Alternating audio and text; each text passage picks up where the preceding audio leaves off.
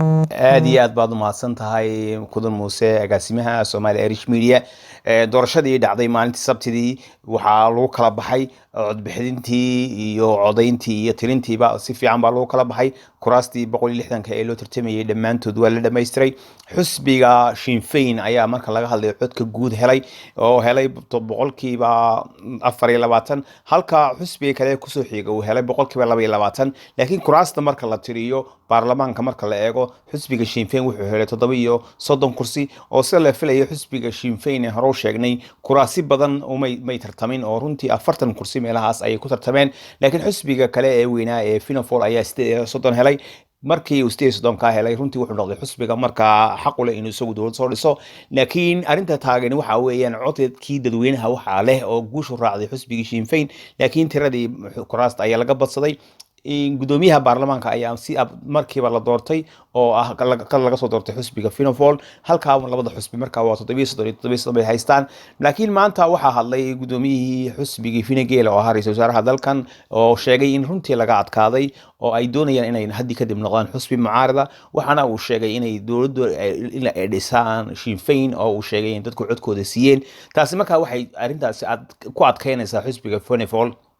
inuu isaguna dowlad dhiso la'aanteed Sinn Féin maadaama ay xusbiga Fine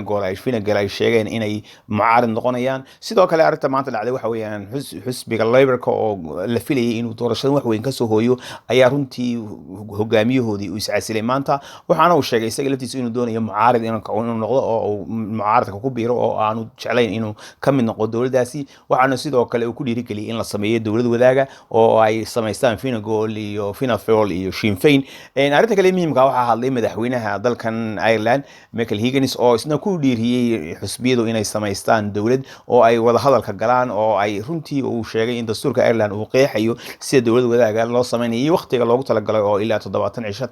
cisho inay soconayso runtii arintaasi markaa waxa ay kala ay dhalisay in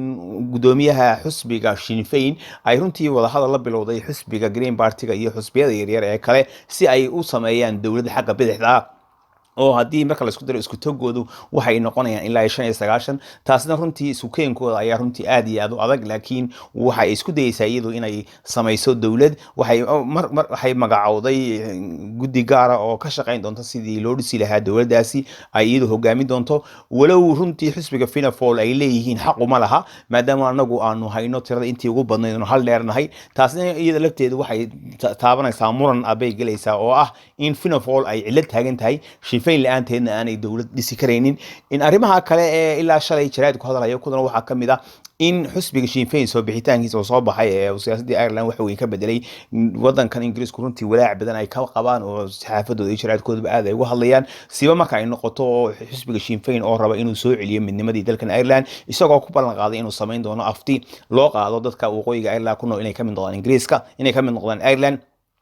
haddii taasi dhacdaan runtii laga baqayaa in ay heshiiskii Good Friday Agreement wax badan u dhinto oo dad badan ay wadnaha farta ka hayaan sidoo kale waxaa la isweydiinayaa arinta ka bixitaanka Ingiriisku ka baxayo Europe iyo lafteeda iyo arintan soo baxan ay soo baxeen xusbiga Sinn Féin oo ay isku beegmeen runtii aad iyo aad baa looga walaac qabaa sidoo kale waxaa dad badan oo Mareykanka deganaa ayaa runtii aad u taageeri jiray xusbiga Sinn Féin oo sidoo kale xusbiga Sinn Féin wuxuu ahaa garabkii siyaasadeed jabhadii IRA runtii Ingiriiska dagaalka kula jirtay si ay uga saaraan waqooyiga Ireland oo hogaaminta Jerry Adam oo runtii waqtigaasi ka qornaa Ingiriiska nin argagixisa oo aan Mareykanka loo ogolayn laakiin dadkii Mareykanka ahaa ee deganaa ay taageeraysa jabhadiisaas ay aad iyo aad xoog saareen sidii nabad looga dhalin lahaa oo ay madaxweynihii waqtigaasi ee Bill Clinton ay ku khasbeen inuu ka qayb qaado ololaha nabadda lagu raadinayo taasna ay dhalisay in nabad lagu soo dabaalo geeyigaasi waqooyiga Ireland oo la saxiixay Good Friday Agreement iyaga laftoodu waxay aad iyo aad ugu faraxsan yihiin xusbiga inta taageeray inuu runtii uu soo baxay oo maanta siyaasadii dalkan Ireland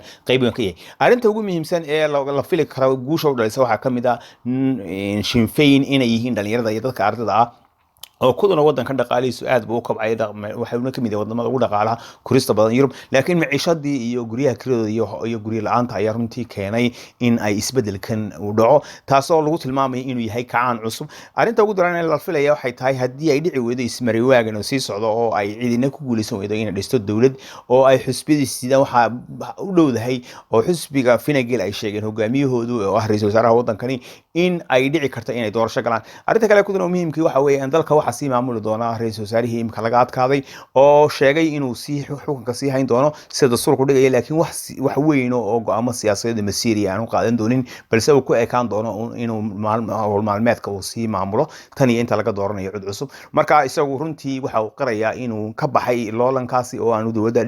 la dhisay aanu ka qayb noqon doonin iyo xisbiga runtii Fianna Fáil oo runtii aad uga caga taagleynaya inay wax heshiis la galaan xisbiga Sinn Féin maadaama oo xisbiga Sinn Féin iyo Fianna Fáil ay aad xagga siyaasadda u kala fog yihiin labadooduna haddana aad moodo inay si isku khasban yihiin inay wuxuu sameeyaan waxaan la filayaa xisbiga Sinn Féin iyo Fianna Fáil hadday wada hadalka ay galaan